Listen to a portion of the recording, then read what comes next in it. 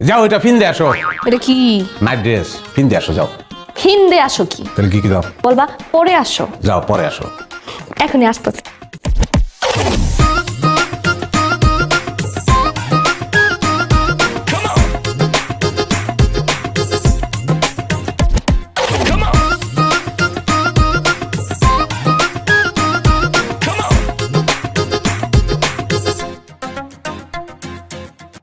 ওয়াল্লাহ তোমার তো সেই লাগতেছে। হ্যাঁ একদম পুরা বড়লোক লাগতেছে। দুর্ভোগী নিয়ে আমি তো বড় লোকই। হাতের মধ্যে দেখি পাইপ তাবুক খাওয়ানো পাইপ। তুমি না বিড়ি সিগারেট দিছো, খাওয়াতে ডেলেছো কেন? আর এইটার লগে এই নাইট ড্রেসের লগে এটা লাগে। খলিল ভাই দেখো নাই? খলিল ভাই কেন? এটা কোনো কথা কইলা তুমি?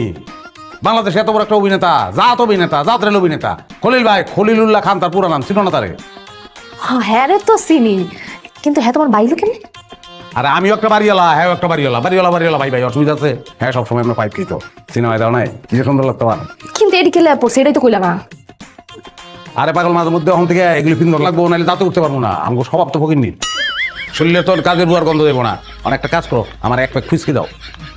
হুইস্কি কি? আর ওই যে মদ, সবাইকে হুইস্কি, আমি একটু শুদ্ধ করে হুইস্কি বললাম, তো অশুদ্ধ করা সবাই। আর মতাম কইতে আর দুই গ্লাস পানি লইয়া হোক, ওটার মদ মনে করে খামো দুজনে, এনজয়, বুঝছো না?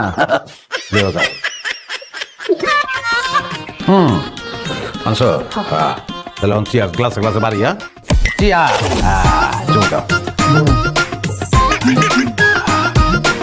এখন তাল হয়ে যাও। কাল কেন? আরে তাল হয়ে চমকিস না